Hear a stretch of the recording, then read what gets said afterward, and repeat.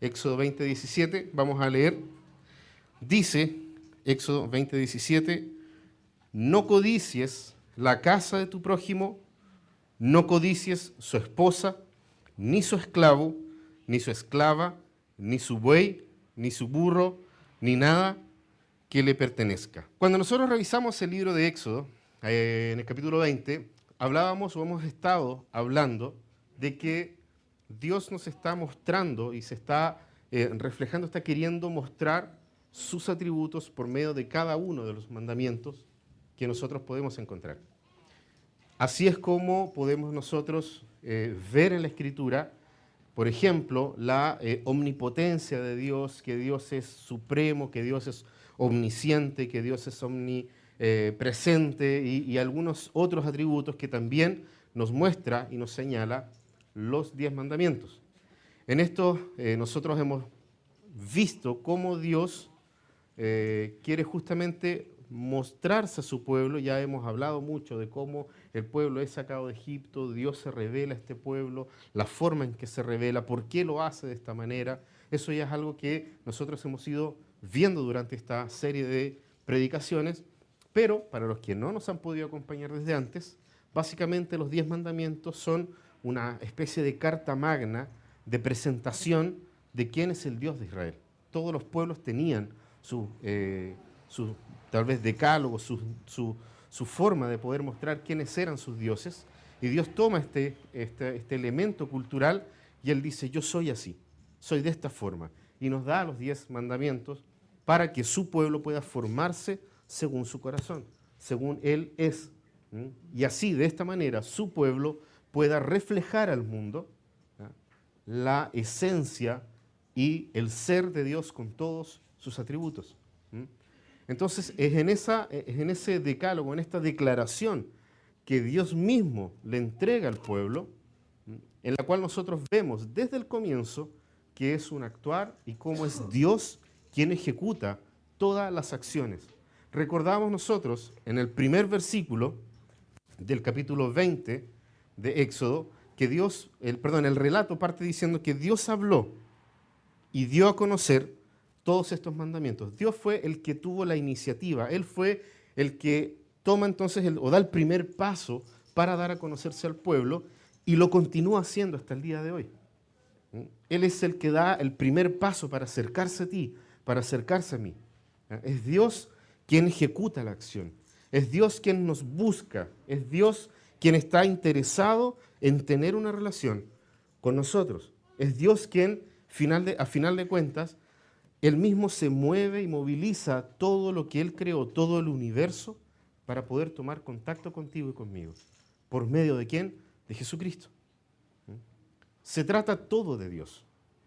Y el segundo versículo nosotros vemos una declaración también de Dios que nos trae la paz de que estamos en los 10 mandamientos, que podemos nosotros confiar en este Dios, porque Dios no nos pide que cumplamos estos 10 mandamientos para hacerse nuestro Dios, sino que el primero se hace nuestro Dios por amor a Él mismo, por amor al pacto que Él hizo con su pueblo, y luego entonces nos dice quién es para que nosotros podamos seguirle. En el versículo 2 nos dice, yo soy el Señor tu Dios, yo te saqué de la tierra de Egipto, del país donde eras esclavo. Y luego en adelante tenemos nosotros los 10 mandamientos. ¿Por qué me refiero a esto? Porque el último mandamiento, lo que nosotros acabamos de leer acá, creo que está escrito ahí, no tengo yo el presentador, ahí sí, porfa déjalo ahí, Abraham. Si ustedes se fijan, este último mandamiento viene a ser el corolario de los mandamientos, es la guinda de la torta de los 10 mandamientos. Es tremendo como nosotros podemos ver en este mandamiento cómo Dios no simplemente está hablando al pueblo de que transformen su conducta, sino que transformen realmente sus corazones. Porque si nosotros miramos muy superficialmente, no es difícil no matar, porque puedo refrenar mi deseo de asesinar a otro. Lo puedo hacer, o sea, hay un tema también de intuición humana, de quien asesina y todo sabe que ya traspasó esa barrera. Pero para nosotros todavía es, gracias a Dios, no difícil retener estas ganas que tenemos de estrangular a otra persona. ¿Ah? En el matrimonio eso se sabe muy bien. ¿Ah? Billy Graham, bueno, la esposa de Billy Graham, ella la entrevistan. Billy Graham es un gran predicador muy reconocido en los Estados Unidos y en el mundo entero. Y le preguntan a su esposa cuando ellos ya estaban cumpliendo, no sé si 60 o 70 años de matrimonio. ¿Ah? Billy Graham todavía está vivo. ¿Ah? Escribió un libro tremendo, buenísimo, lo recomiendo, que se llama Cerca de casa, que es un libro que él escribe al final de sus días sabiendo que en cualquier minuto el Señor lo va a llamar a su presencia. Y la esposa de Billy Graham es entrevistada justamente por este motivo. Y le preguntan a ella y le dicen, en alguna oportunidad de estos 60 o 70 años de matrimonio, ¿no has pensado nunca en divorciarte de tu esposo? Y ella dice, jamás. No podría yo pensar, ni siquiera pensar en esa opción. Yo no puedo pensar siquiera en divorciarme de mi esposo. Pero ganas de matarlo jamás me han faltado. ¿Ah? Nosotros podemos refrenar ese anhelo y ese deseo. Pero si los mandamientos se trataran de refrenar estos impulsos, cualquiera de nosotros podría cumplirlos. Cualquiera. Porque haríamos nuestro mejor esfuerzo para poder cumplirlos. ¿Acaso no es extraño, por ejemplo, pensar de que en los mandamientos ya habíamos visto que Dios decía, no tomarás,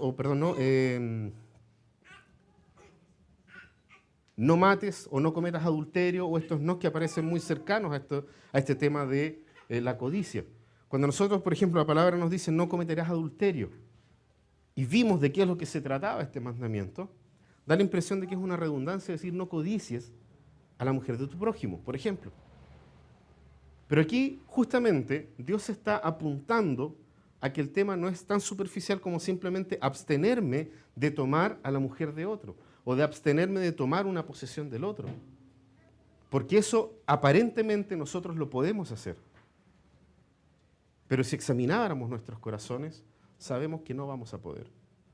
Y Dios con esto está queriendo llegar a lo más profundo de nuestra vida, a lo que genera todo lo que nosotros somos, a nuestro ser, y cómo nuestro ser está podrido también por el pecado.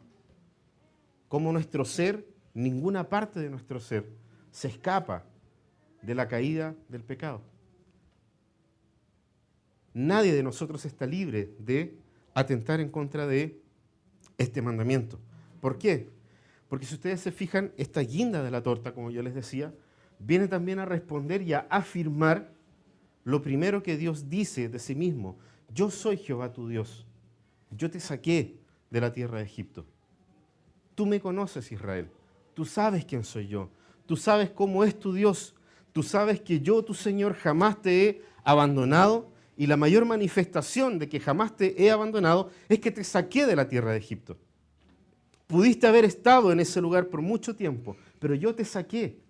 ¿Por qué? Porque estoy interesado en ti, porque te quiero cuidar, porque te amo, porque estoy contigo. Tú sabes muy bien quién soy yo. Yo soy, el gran yo soy. Y este Dios, este gran yo soy, este ser absoluto, pleno, perfecto, le está diciendo, no tienes por qué codiciar, no tienes por qué querer tener cosas que otros tienen. No tienes por qué buscar tu satisfacción y tu plenitud en otras cosas, porque yo soy Jehová, tu Dios. Yo te saqué de la tierra de Egipto. Yo te voy a sustentar. ¿Se acuerdan el momento en el que está Israel aquí? Habían salido de la tierra de Egipto. Estaban rondeando un monte y en ese monte Dios revela estos mandamientos. Porque ya había gente diciendo, ¿y ahora qué vamos a hacer? Estamos fuera de Egipto. ¿Qué vamos a hacer? ¿Vamos a morir en el desierto? ¿Qué es lo que va a ocurrir ahora con nosotros? No te preocupes de nada. Yo soy Jehová tu Dios. Yo te saqué de la tierra de Egipto y yo me voy a encargar de ti. Tú me perteneces, eres mío. Y en el análisis que nosotros vamos haciendo, vamos a ir dándonos cuenta de cómo, cuando nosotros fallamos en este mandamiento, fallamos justamente en nuestra confianza que podemos nosotros tener de nuestro Señor.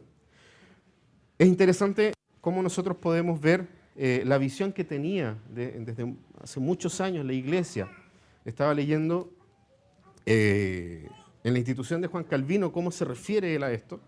Y al respecto de la confianza en Dios, él dice que toda forma de descontento, envidia y codicia es, en su esencia, una queja ante el obrar de Dios en nosotros. Cuando nosotros estamos codiciando, estamos diciéndole a Dios, Dios, tú no sabes hacer tu trabajo, no sabes hacerlo bien. Cuando nosotros tenemos en nuestro corazón envidia y descontento con lo que somos, le estamos diciendo a Dios, Dios, no estás haciendo bien tu trabajo. Le estamos diciendo a Dios, Dios, tú no eres Dios. Mírame cómo estoy ahora. ¿Por qué estoy así? Te estás equivocando, Dios. Lo estás haciendo mal. Y eso claramente es una forma de desconfianza a la divina soberanía de nuestro Dios. Y es ahí donde nosotros vamos a meternos dentro del análisis que vamos a hacer de este versículo, de este mandamiento. Hemos hablado en los otros mandamientos respecto de responder al menos 4 preguntas que nosotros podemos hacerle al texto para poder extraer de él lo que él nos quiere decir, lo que la Biblia nos quiere hablar respecto de Dios. La primera pregunta es, ¿qué nos enseña este mandamiento respecto del ser de Dios? Respecto del ser de Dios, nosotros lo primero que podemos ver, cuando Dios nos dice, no codicies, es porque está mostrando algo que Dios sí es y que nosotros no somos. Y lo primero que nos está mostrando Dios es que Él es autosuficiente. De que Él no necesita querer tener cosas porque todo le pertenece. Dios no necesita anhelar, desear o codiciar cosa alguna, porque todo le pertenece. Es más, todo fue formado porque Él así lo dijo. Porque Él quiso que las cosas fueran, así fueron. Por lo tanto, Dios nos muestra en su ser que Él no necesita nada. Y ahí es un punto interesante, porque Dios nos está invitando a ser como Él, a que realmente no necesitemos nada. Lo primero que nos muestra es esto, la autosuficiencia. Dios es todo suficiente. En esencia, Él jamás necesitó nada. Él por la eternidad recibió amor, afecto, cariño, gloria eterna. La Biblia nos dice claramente esto. Pensemos solamente en lo que sucede, por ejemplo, en la visión que tiene el profeta Isaías. Los que tienen vida de iglesia en este lugar recordarán que Isaías ve una visión donde ve a Dios sentado, como dice él, en un trono alto y sublime.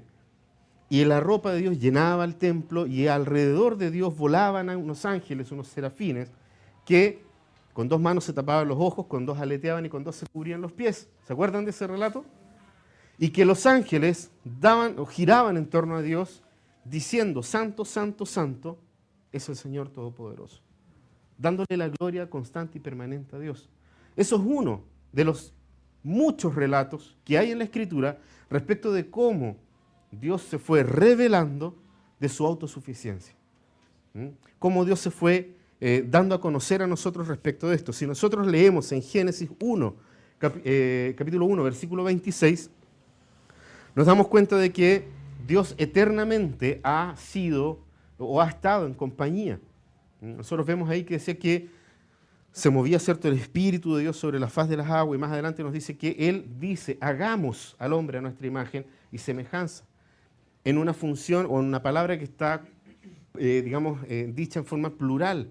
Hagamos al hombre a nuestra imagen y a nuestra, o conforme a nuestra semejanza.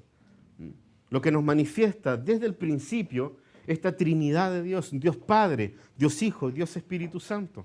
3 personas, un solo Dios. Que en nuestras matemáticas eso no funciona. Lo que manifiesta una vez más que Dios es totalmente distinto a nosotros. Para nosotros 1 más 1 más 1 son 3. En las matemáticas de Dios, esos 3 son solamente 1. Dios, ¿por qué es 1 siendo 3 personas? Porque en su eternidad Él siempre ha estado en relación con otro, sirviendo al otro, está siempre dispuesto a servir al otro, y esa sinergia se ha dado desde la eternidad y se va a seguir dando hasta la eternidad. En Juan 1.1 también se nos hace referencia a esto mismo. Juan dice, en el principio, el verbo estaba con Dios, el verbo era Dios.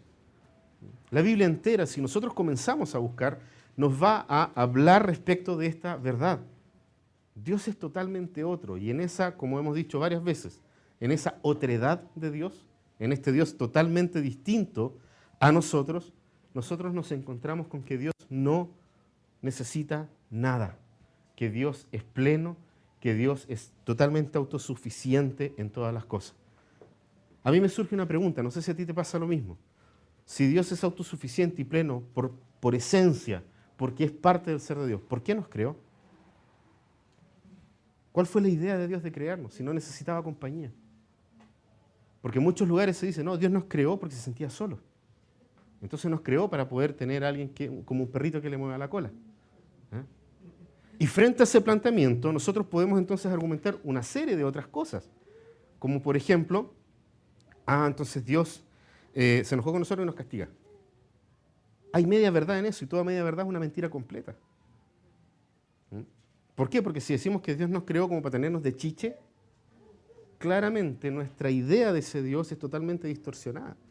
¿Por qué nos creó Dios? La Biblia nos responde a esto. La Biblia nos responde, hay una serie de versículos que algunos documentos históricos de la Iglesia, como la Confesión de Fe de Westminster y, en este caso, el Catecismo Menor de Westminster, lo responde en su primera pregunta.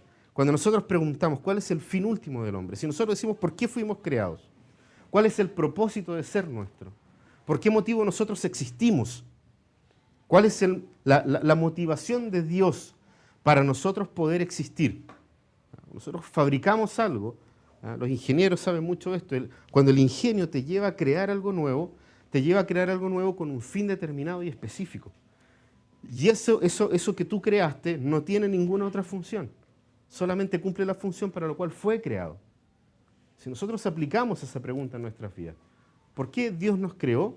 Dios simplemente nos creó porque su naturaleza es crear y su naturaleza es amar. Nosotros somos simplemente la manifestación de la tremenda obra creacional y de amor de nuestro Dios. Dios, en este amor eterno y perfecto que compartía en las otras personas de la Trinidad, decidió extender su amor a nosotros, criaturas, haciéndonos diferente a todo el resto de la creación, haciéndonos conforme a su imagen y semejanza. Es, como podríamos decir en buen chileno, es un desbordamiento, es como que ya no daba más en sí mismo y crea entonces al hombre simplemente por esta necesidad de seguir amando. Por eso podemos afirmar que Dios es amor, porque su esencia es así. Este Dios autosuficiente no necesita amar, Él es amor. Dios no necesita nada, pero nos crea a nosotros para poder relacionarse con nosotros y hacernos partícipes de esto eterno y perfecto que es el amor que Él solamente nos puede dar. Dios en ese sentido nos muestra aquí en este mandamiento justamente este punto. Yo soy autosuficiente, yo puedo todo de mí mismo, no necesito a nada alrededor de mí, no necesito a nadie ni siquiera que me sirva. Pero lo que estoy haciendo, lo estoy haciendo por amor. Yo soy Jehová tu Dios. Él se pone por Dios tuyo antes de que tú puedas cumplir con lo que Él pide. Él se acerca a ti, Él quiere una relación contigo, Él quiere amarte, porque te creó para eso. La primera pregunta del Catecismo Menor de Westminster es, ¿cuál es el fin último del hombre? Y su respuesta es tremendamente, o trae mucha paz a nuestros corazones. Cuando nosotros no sabemos para dónde vamos, vayamos a esta pregunta, y la respuesta es, porque Dios nos creó, a nosotros para glorificarlo a Él y poder gozarnos de Él para siempre. Fíjense en cómo vamos a comenzar a tomar ciertos conceptos. Gozarnos en Dios para siempre. La única forma de gozarnos en algo es cuando nosotros sentimos gozo en hacer aquella cosa, gozo en poder ejecutar esta acción. Ahí nosotros podemos decir, estamos gozando de algo, estamos teniendo plenitud en esto. Y justamente la codicia es lo contrario a esto. Es cuando nosotros no podemos tener algo, cuando no estamos siendo satisfechos con lo que Dios nos quiere dar. Es por eso que, Abraham, si puedes apretar por favor una vez más ahí sí. La idea fundamental por detrás de este mandamiento es el poder del contentamiento. ¿En qué? En quién es Dios. Y Dios nos está diciendo a nosotros, soy total y absolutamente autosuficiente. puedo todo en mí mismo, pero te amé y decidí hacerlo. Y como mis decisiones también son eternas, soy fiel a mí mismo y lo voy a cumplir. Y te voy a seguir amando y no te voy a dejar y no te voy a abandonar. Busca eso, anhela eso y tu vida va a tener real sentido. No descansamos, decía San Agustín, Señor, no podemos descansar de buscar algo que pueda llenarnos hasta que nos encontramos contigo. Porque en ese lugar, cuando nos encontramos con nuestro Creador, ahí entonces nosotros podemos tener pleno gozo. Podemos sentir esta plenitud de la que Dios está hablando acá cuando nos dice, no necesitas codiciar nada, yo soy todo para ti. Yo soy absolutamente todo para tu vida. El primer mandamiento nos muestra que Dios en sí mismo no necesita nada, pero quiso amarnos. Porque responde a lo primero que Él dice en los 10 mandamientos. Yo soy Jehová tu Dios. Yo quiero ser tu Dios. No importa que todavía no cumplas los mandamientos. Yo quiero ser tu Dios. ¿Y cómo nos demostró eso? Por medio de Cristo. Sin que nosotros lo hubiésemos conocido, sin que nosotros siquiera hubiésemos nacido antes. Él ya había muerto por tus pecados y por los míos. Él ya había entregado su vida por amor a nosotros. La esencia de Dios en su autosuficiencia no es una autosuficiencia mezquina, egoísta, sino que es todo lo contrario. Es amorosa y de entrega para ti y de entrega para mí. Tal como lo entendió el pueblo, tal como se le comunicó al pueblo de Israel cuando Dios dio a conocer los 10 mandamientos. La segunda pregunta que nosotros podemos hacernos acá, frente a este versículo, es cómo se aplica a nuestra vida. Y aquí nadie, y lo hemos venido insistiendo una y otra vez, ninguno de nosotros puede decir que no ha pecado en contra de los mandamientos del Señor. Ni siquiera en uno. Porque todos hemos fallado en cada uno de los mandamientos. De mayor o menor forma. Pero cada uno de nosotros lo ha hecho y lo vamos a seguir haciendo. ¿Por qué? Porque somos pecadores y necesitamos acercarnos diariamente ante el trono de la gracia de Dios, clamar por esa gracia, que se inunde en nuestros corazones, que nos perdone por lo que hacemos y poder descansar lo que significaría un gran esfuerzo para cumplir el patrón de Dios, descansarlo en Jesucristo. Eso es el Evangelio, de eso se trata esto. Pero Dios acá nos está queriendo también decir cómo nosotros codiciamos. Y la verdad es que cuando estuve leyendo algunas cosas para poder comprender también la profundidad de este texto, me fui encontrando con las muchas formas en que a diario yo mismo estoy incumpliendo este mandamiento. Cómo yo mismo estoy inconforme, cómo yo mismo no estoy contento en lo que Dios me ha dado. Y en ese sentido todos, lamentablemente, todos estamos igualmente involucrados en esto. Lo primero que nosotros podríamos hacer o decir respecto de esto es que cuando nosotros codiciamos, cuando nosotros queremos algo para nosotros, porque la codicia no es simplemente el decir, yo quiero tener esto, sino que también está en el hecho de anhelar querer tenerlo y no pensar en nada más que en aquello que tú quieres obtener, que es lo que tú quieres desear. ¿Por qué? Porque tal vez eso te va a dar a ti algún tipo de significado o diferencia respecto del otro. Y ahí es donde nosotros comenzamos a meternos más profundamente en este texto. ¿Por qué? Porque nos va mostrando cómo nosotros incluso usamos al prójimo, al cual Dios nos está diciendo, entreguen en vez de tomar del prójimo. Estamos incluso a veces usando al prójimo para lograr nuestros propios objetivos y lo que nosotros queremos para nosotros mismos. En este sentido, cuando nosotros tenemos y miramos nuestra vida, como yo les decía al principio, nosotros comenzamos a ver y decir, ¿yo por qué no tengo lo que tiene el otro? Y no solamente nos ha pasado a nosotros, hay un salmo, por ejemplo, el salmo de Asaf, uno de los escritores del libro de los Salmos, en que él se enoja con Dios y le dice a Dios, ¿por qué si las otras personas que no te creen, que no creen en ti, que no te aman, que no te buscan, les va mejor que a mí?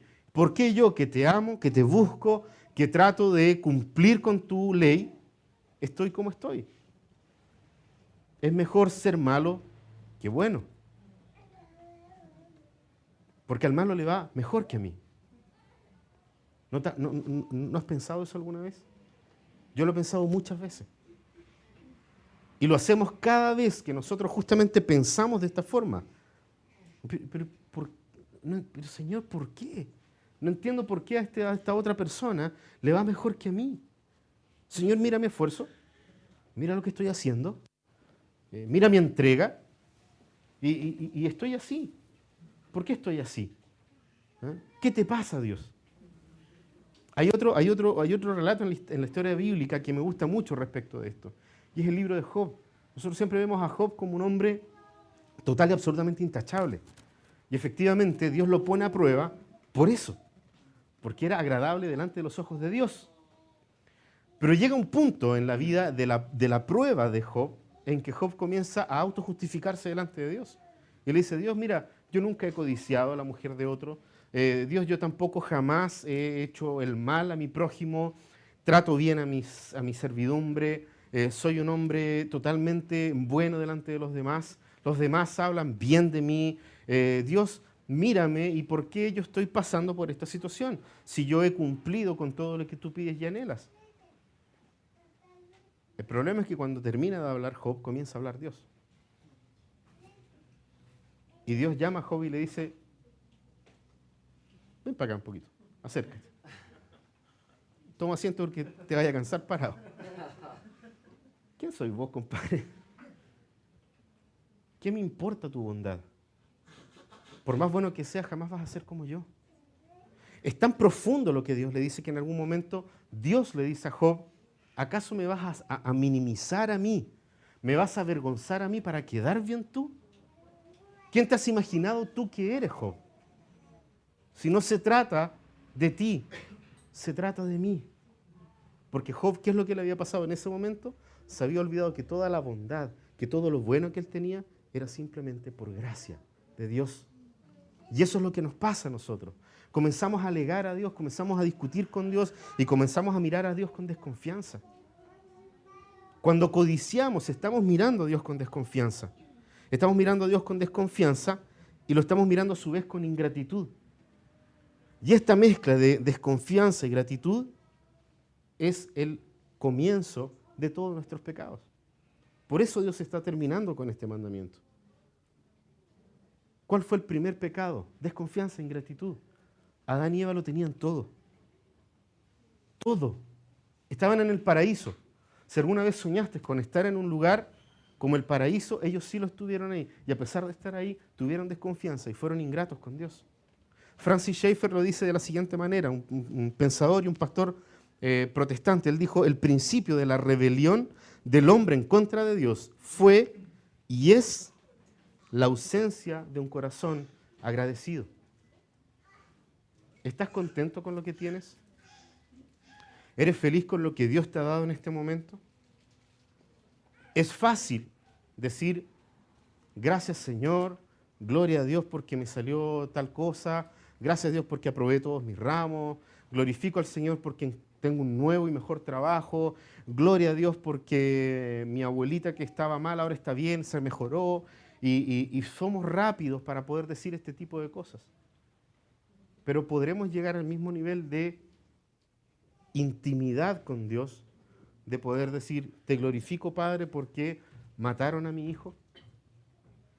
Te agradezco, Dios, y mi corazón está lleno de alegría, porque tú me quitaste todas mis posesiones, porque se quemó mi casa, porque me robaron el auto, porque hay un infame que me engañó y me quitó todo. Te glorifico, Señor, por ese infame. Es difícil. Si no, imposible poder llegar a ese punto. ¿Por qué? Porque nosotros comenzamos a mirar a Dios con desconfianza y no agradecidos con lo que tenemos. Y de ahí viene la raíz de toda nuestra codicia, de todo lo que nosotros queremos para nosotros mismos. Es un corazón donde falta gratitud al Señor. Ahora, nuestro impulso, cuando nosotros hablamos de la codicia, nuestro impulso justamente es todo lo contrario a lo que Dios pide de nosotros. Dios venía diciendo en los mandamientos, no tomes, no codicies, no mientas, no des falso testimonio en contra de tu prójimo. ¿Por qué? Porque la esencia de Dios siempre es amar, como les decía al principio, dar y entregar. Y Dios quiere que nosotros amemos y entreguemos y seamos igual que Él. El tema acá es que con la codicia nuestro impulso es querer quitar, es querer obtener lo que el otro tiene, lo que Dios le ha dado al otro. Lo queremos para nosotros. Y en nuestra ingratitud y en nuestra falta de gratitud a Dios, en nuestra falta en nuestro descontento con lo que Dios está haciendo en nuestras vidas, damos vuelta el dar por el querer tomar de parte del otro. Y ahí la cosa comienza a ponerse cada vez más difícil, dura para cada uno de nosotros. Porque salir de este ciclo es muy difícil. Humanamente es imposible salir de ese ciclo. Es tan imposible, que lo vamos a ver en el tercer punto, en la tercera pregunta, es tan imposible humanamente salir de este ciclo que el ser humano ha dicho, ok, entonces la codicia es buena. Pero lo vamos a ver en la siguiente pregunta. Fíjense en que, como les decía yo, entonces queremos lo del prójimo para mí, y con eso nosotros manifestamos algo que Dios no es. Si nosotros decimos que Dios es amor y que Dios nos pide a nosotros ser como Él, nosotros debiésemos ser también personas amorosas y entregar y dar. Pero ¿qué es lo que hacemos? No amamos al prójimo cuando queremos lo que el prójimo tiene. Estamos manifestando falta de amor. Y ahí entonces nos tropezamos o nos damos de frente, chocamos contra un muro, cuando la propia palabra del Señor en el Nuevo Testamento nos está justamente mostrando todo lo contrario respecto del amor verdadero, respecto del amor de Dios. ¿Por qué? Porque nos está diciendo en la Escritura que el amor verdadero todo lo puede, todo lo soporta, todo lo entrega, no es jactancioso, no quiere nada para sí. En vez de dar, queremos. Y de esa forma nosotros nos relacionamos negativamente con este mandamiento. En vez de dar todo, queremos todo. En vez de entregarnos por el otro, queremos que el otro se entregue por nosotros. Y si tú te fijas, es uno de los primeros grandes problemas que enfrentan los matrimonios. Quiero todo para mí. Quiero a mi esposo para mí. No quiero compartirlo con otras personas. No se trata de compartirlo, no, que tenga otras mujeres, no estoy hablando de eso. Se trata de esta conciencia enquilosada que nosotros tenemos de que tu esposo o tu esposa dentro de la iglesia tiene que ejercer los dones que Dios le dio para los otros. No para ti esposo, no para ti esposa. Para la esposa de Cristo, para la iglesia. En ese sentido, esposos, maridos, esposas, mujeres, arrepintámonos de este pecado. Arrepintámonos del pecado de la codicia que tenemos de que nuestros esposos o esposas puedan ejercer sus dones en la iglesia. Al contrario, si amamos de verdad, animemos, impulsemos a que nuestros esposos y nuestras esposas puedan entregar esto para un bien superior y mayor. La esposa de Cristo, la iglesia, tú y yo, cada uno de nosotros, todos beneficiados. ¿Es difícil? Sí, pero no es imposible en Cristo. Porque en Cristo podemos, porque en Cristo podemos llegar a hacerlo. ¿Ah? Pero eso lo vamos a ver al final, ¿ok? Philip Yancey, tal vez algunos de ustedes han leído libros de él o han escuchado hablar de este pastor, decía que él en una oportunidad invita a un pastor de la India a Estados Unidos. Y este pastor va a Estados Unidos y hace algunas conferencias y talleres, etc. Y en esta serie de situaciones en las cuales él puede compartir con los hermanos en Estados Unidos, él va tomando un poco el pulso a la iglesia. Y Philip Yancey comenta de que él le pregunta un día ya en una cena al final de esta semana que él estuvo, 10 días, no sé, que estuvo aquí en Estados Unidos y hablando con las personas y todo lo demás, él le preguntó a este pastor, le dijo, a mí me gustaría saber cómo tú ves el cristianismo en Estados Unidos, cómo tú ves el cristianismo aquí, en este país, que se dice ser un país bendecido por Dios. Y Philip Yancey comenta que este pastor lo miró y le dijo, ¿en confianza? ¿Sí? ¿De verdad querés que te diga? Por favor, le dice, tienes toda la confianza, me interesa, quiero saber, quiero conocer, yo quiero saber cómo tú ves el cristianismo aquí en Estados Unidos. Y Philip Yancey dice que el pastor tomó aire, suspiró y dijo, es difícil. Porque yo trato de ponerme en el lugar del pastor de India, si tiene que haber estado diciendo, aquí me agarran y me deportan con lo que yo voy a decir. Porque él va y le dice, ¿sabes qué? Es triste. Es triste ver el cristianismo que están viviendo. Porque ustedes nos predicaron el Evangelio a nosotros. Y ustedes, por medio del Evangelio de Jesucristo, nos invitaron a dejar de adorar a los dioses paganos a los cuales nosotros adorábamos, pero ustedes están adorando al Dios verdadero de la misma forma en que yo adoraba a los dioses paganos. Yo adoraba a los dioses paganos por lo que los dioses me daban, no por lo que los dioses eran. Y ustedes adoran a Dios, adoran a Cristo por lo que Cristo Dios les puede dar, no por quién es Dios. Ustedes se han transformado en un cristianismo hinduista, adorando a Dios por lo que Dios les da. Porque ¿qué van a hacer cuando Dios les quite? Fíjense en la concepción de la adoración y de la búsqueda de Dios. Y en esto también estamos faltos delante de Dios. Por lo mismo que dije al principio. Adoramos a Dios, exaltamos su nombre solamente cuando nos va bien. Pero difícilmente podemos nosotros llegar a la idea de que Dios es bueno en todo tiempo. De que Dios manifiesta su presencia junto a nosotros en todo momento. Y entonces comenzamos nuevamente a dudar de Dios, comenzamos a mirar a Dios con desconfianza. Y la desconfianza en contra de Dios es el principio de todos nuestros pecados. No estamos satisfechos en Él, no estamos plenos en Él. Tercera pregunta, ¿cómo se aplica esto en nuestra sociedad? Y aquí entonces retomo lo que les había dicho. Nuestra sociedad, como el ser humano, el hombre, no puede, es imposible, y mucho menos sin la revelación de Dios en sus vidas. Es imposible cumplir con este mandamiento. Al punto de que hoy en día se ha hecho que la codicia sea algo total y absolutamente bueno. ¿Ya? Es súper interesante, les vuelvo a repetir. Fui a la institución de Calvino a ver qué es lo que este hombre de Dios veía respecto de los 10 mandamientos hace 480, van a ser 480 años atrás. Y hace 480 años atrás, él decía, Juan Calvino decía, este es uno de los mandamientos que probablemente menos se habla. ¿Por qué? Porque la verdad es que es el menos celebrado de los mandamientos. ¿Ya? Y yo decía, nuestra realidad es totalmente otra. En nuestra sociedad, lo que más se celebra es que tú seas codicioso. Hay una historia por ahí que comentan de un hombre que fue a una entrevista de trabajo.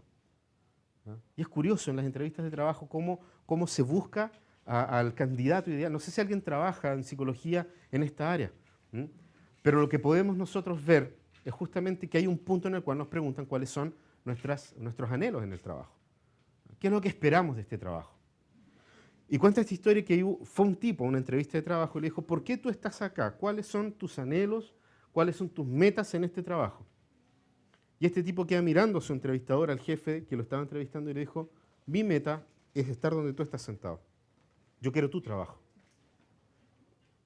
Y este hombre que estaba ahí sentado lo quedó mirando y le dijo, tú eres el tipo de persona que nosotros queremos, con ambición. ¿Vieron El Lobo de Wall Street? Si no la vieron, véanla. Véanla. Véanla sin niños. ¿Ya? Yo creo que la parte más sana es cuando estos tipos, sana entre comillas, paran cuando dicen, loco, ya ganamos tanta plata, paremos de trabajar. ¿Ya? Sería fantástico que pase eso en la pega, ¿cierto? Que el jefe nos diga, ¿saben que han producido tanto que paremos, váyanse para su casa? ¿Ya? Esa es la única cosa buena de la película. ¿Ya?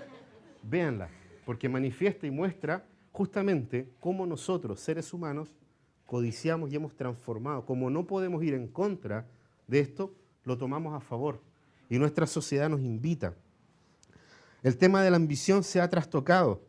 Es el no contentarte con lo que tienes. Siempre puedes tener un poco más. ¿Cuánto es suficiente para que sea suficiente? ¿Te has puesto a pensar en eso? La codicia no tiene respuesta para esto. ¿Cuánto es suficiente dinero para que sea suficiente dinero? ¿Cuántas son suficientes posesiones para que sean suficientes posesiones? ¿Cuántos son suficientes títulos, doctorados, para que sean suficientes títulos y doctorados? Y yo no estoy hablando acá de no anhelar, querer ser mejor. ¿Por qué? Porque ahí está la diferencia. ¿Cuál es la motivación por detrás de la ambición o del anhelo que tú tienes? Cuando nuestra motivación no está en exaltar a Dios, está equivocada. Si tú tienes la oportunidad de estudiar un doctorado, un posgrado, pero en el fondo la motivación de tu corazón no es exaltar a Dios con lo que puedes hacer y conocer, estamos equivocados. ¿Por qué? Porque eso nos lleva a lo siguiente, a mi determinación. Estos son tres conceptos que la sociedad ocupa permanentemente: ambición, motivación y determinación. Y de esa forma fluyen las cosas en nuestros mercados, en nuestras vidas. Y en ese sentido, la publicidad, y te hablo como publicista, es uno de los más grandes artífices de este modelo que busca darle la espalda a Dios y decirle a la gente: codicia y ambiciona porque es bueno. ¿No tienes cómo? Ahí está la tarjeta de crédito, puedes tomarlo igual. No te preocupes, es como el Espíritu Santo del consumismo. ¿Eh? Es tu consolador, no te preocupes, ahí está la tarjeta. Págalo en cómodas cuotas mensuales. Cuando nuestra determinación no es amar, como la determinación que movió a Cristo fue amar y entregar por completo todo, estamos mal, estamos equivocados. Nuestra sociedad se pudrió. ¿Por qué? Porque la determinación no es el amar, la determinación es cuánto yo puedo llegar a tener. ¿O acaso ese no es el principio del sueño americano? Y no estoy diciendo con esto de que sea mal querer adquirir riqueza. El tema es qué es lo que va a pasar con esa riqueza. ¿Vas a ganar lo suficiente y todo lo que puedas ganar para poder entregarlo todo? Dicen por ahí que el poder y el dinero no cambian a las personas, muestran quiénes realmente son. ¿Hay codicia en tu corazón? ¿Hay codicia en mi corazón? Nuestra sociedad está perdida en la codicia. Como les decía yo, hace casi 500 años atrás, este no era un tema a nadie le gustaba ser codicioso. Como no pudimos con eso, la sociedad se encargó de transformarlo en algo positivo. Pero la codicia es pecado. Y tenemos que arrepentirnos de esto. Ahora, nosotros tenemos todo esto que ya hemos conversado hasta aquí. Y nosotros analizar nuestros corazones y darnos cuenta de que efectivamente hemos afectado la santidad de Dios en distintas cosas, en distintos planos, solamente para mostrarnos la mala noticia que el Evangelio nos presenta. Estamos perdidos, somos pecadores, anhelamos para nosotros, jamás pensamos en tener para dar. El que piensa querer tener para dar es un imbécil en esta sociedad. A lo más se ve los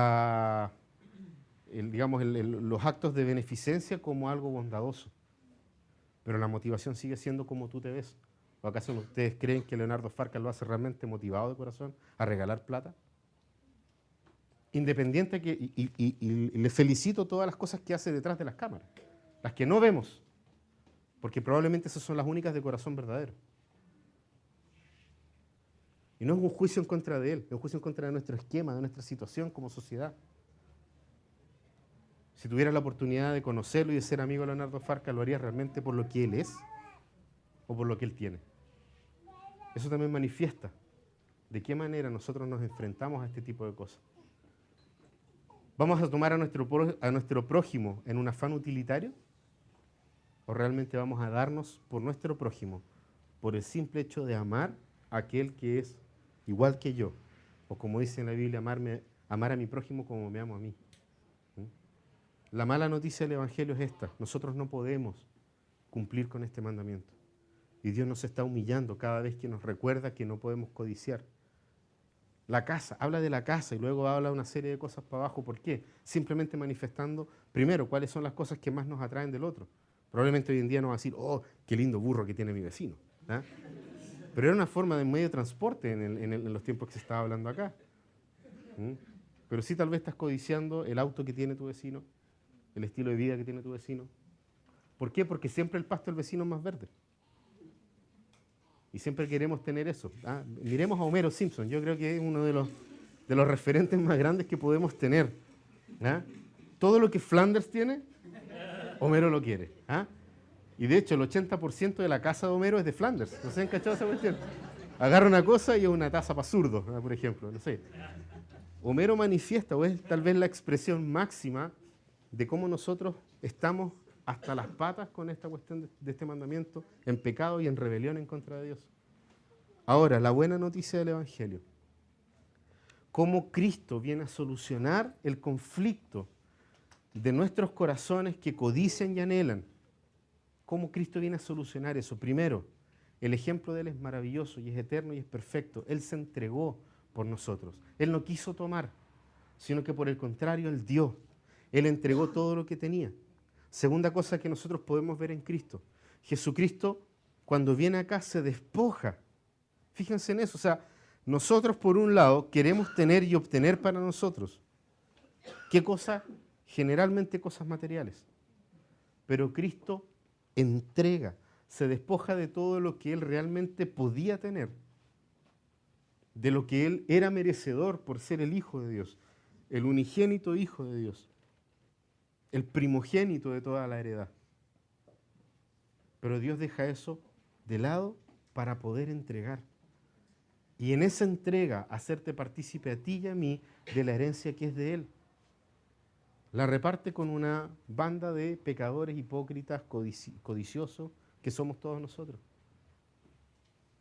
Pero Él se entrega. El amor perfecto de Cristo es entregarse. Cristo viene a solucionar este conflicto, mostrando cómo es el amor verdadero. En su condición de Dios, no, Él se despoja de esta condición.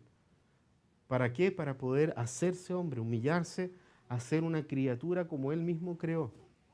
Vivir entre nosotros, vivir la vida que nosotros deberíamos haber vivido. Y murió la muerte que nosotros debimos haber muerto. Una entrega total. Cristo viene a cumplir con los 10 mandamientos, y con este en forma particular, porque incluso Satanás tienta a Jesús con esto. Satanás se acerca a Jesús y le dice, mira, todo esto que está aquí es mío. Yo te lo puedo entregar si tú postrado me adoras. Yo pienso que Jesús miraba a Satanás y decía, este compadre no cacha nada. No se da cuenta de que la gloria es de Dios. Y que mi tiempo aquí es para poder continuar entregando y glorificando a Dios. De manera tal que todo lo que Él cree que tiene, ya no lo pueda tener nunca más. Porque mi Padre prometió levantarme entre los muertos y llevarme darme un nombre sobre todo nombre y dominar todas las cosas. Y ese es el tiempo de Cristo hoy. Él está en el dominio de todas las cosas. Por eso podemos nosotros confiar, al igual que Dios le estaba llamando a Israel a confiar en Él. Yo soy Jehová tu Dios, no necesitas nada, no codicies nada. No es necesario, yo voy a proveer para ti de todo lo necesario. Jamás te voy a abandonar. Lo mismo podemos nosotros ver en Cristo. ¿Por qué? Porque Él es el nombre por sobre todo nombre y bajo sus pies está todo. Él tiene el dominio de todas las cosas y Él hoy día te está diciendo a ti, no es necesario que codicies. Conténtate con lo que tienes hoy. No mires a tu hermano con resentimiento porque tiene más que tú. Ni mires en menos al que tiene menos que tú. Porque yo soy tu Dios. Yo soy tu Dios. Yo voy a sustentarte en lo mucho y en lo poco. Yo tengo que ser tu Dios y el centro de tu vida. Si no estás dispuesto a eso, si no estás dispuesto a entender esto, mejor da la vuelta y no me sigas. Porque quiero que te contentes en mí. El apóstol Pablo lo entendió tan bien que él, a pesar de las dificultades de su vida, el apóstol Pablo llega a un punto en el cual él dice, yo solamente puedo decir hoy que me glorío en Cristo. No tengo nada. Puedo perderlo absolutamente todo, pero mi confianza está puesta en Cristo. Él es todo para mí, porque Él mismo me dice y me susurra al oído, bástate, mi gracia, mi poder se perfecciona en tu debilidad. Y no solamente en debilidad, si nosotros leemos bien el texto, también habla de los deseos y anhelos que nosotros tenemos. Que te sea suficiente la gracia de Cristo. La buena noticia del Evangelio es esa, de que Cristo cumplió con esto para entregarnos de forma sin límite a cada uno de nosotros aquellas cosas que nosotros necesitamos. En Gálatas 5:14, Dios nos invita justamente a reflexionar en este punto, en cómo Él es Dios y siendo Dios simplemente entrega, da, otorga. Porque su función, porque su forma, su ser es dar, es entregar, es amar. En Gálatas 5:14 dice, toda la ley se resume en un solo mandamiento. Ama a tu prójimo como a ti mismo. Cuando codiciamos no estamos amando. Necesitamos que Cristo redima nuestra vida. Necesitamos que Él nos dé la motivación para amar al otro, para entregarle al otro, aún yo empobreciéndome. Aunque, oye, pero te van a hacer gil, no importa. Cristo ni siquiera pensó en eso. Él simplemente se entregó. En Juan 13:34, Jesucristo mismo lo dice, ámense como yo los he amado. Entrega total, absoluta. ¿Estamos dispuestos a entregar? Es muy difícil para nosotros. Por eso necesitas a Cristo. Es muy difícil, no lo vas a lograr. Por apariencia tal vez lo vas a hacer, pero un tiempo, no vas a aguantar. Necesitamos nosotros refugiarnos en Cristo para poder realmente dar el ancho respecto a este mandamiento. Nosotros necesitamos de su gracia, necesitamos de su obra, necesitamos de lo que Él hizo en la cruz para poder nosotros descansar en eso y poder sacar el peso de la codicia, el peso de la ambición de nuestros corazones. Porque vuelvo a repetir, en apariencia podríamos lograrlo, pero no se trata de apariencias. El mundo ya no quiere ver cristianos perfectos. El mundo necesita ver cristianos que sean consecuentes. Y si nosotros decimos que nuestro Señor, nuestro Dios, es todo para nosotros, que se vea reflejado en nuestras vidas. Y para eso coloca a Cristo en el centro. Blaise Pascal lo decía muy bien. El centro del corazón del ser humano tiene la forma de Dios. Y mientras nosotros tratamos de encajar algo ahí, no vamos a poder, nos genera dolor porque no encaja. Necesitamos encontrarnos con Él para poder tener la plenitud de nuestras vidas. Y ahí sí, nosotros vamos a poder decir, Señor, tú eres el Dios pleno de mi vida, el dueño de todas las cosas. Puedes darme, puedes quitarme. No necesito lo que tiene el otro, porque lo que tengo es suficiente. Esa es tu sabiduría, Señor. ¿Quieres tener hijos y no puedes tenerlo? El Señor quiere que sea así en tu vida. ¿Quieres tener una profesión y no la puedes tener? Este es el momento en que Dios quiere eso para tu vida. ¿Anhelas poder servir al Señor en otro país y estás acá? Esto es lo que Dios quiere para ti hoy día. Nada escapa de la soberanía del Señor. Nada. Absolutamente nada. Descansemos en Él. Descansemos en el Señor. Y la única forma en que podemos realmente descansar es entregando, es dando, es colocándonos por el otro y siempre hacia el otro. Porque ahí se pone a prueba si realmente nosotros podemos descansar en el Señor. Entrégate a la misión, entrégate a la vida en comunidad, entrégate a lo que Dios quiere para el cuerpo de Cristo. No retengamos esas cosas, porque Dios nos va a pedir también cuenta de lo que nosotros hacemos con esas cosas.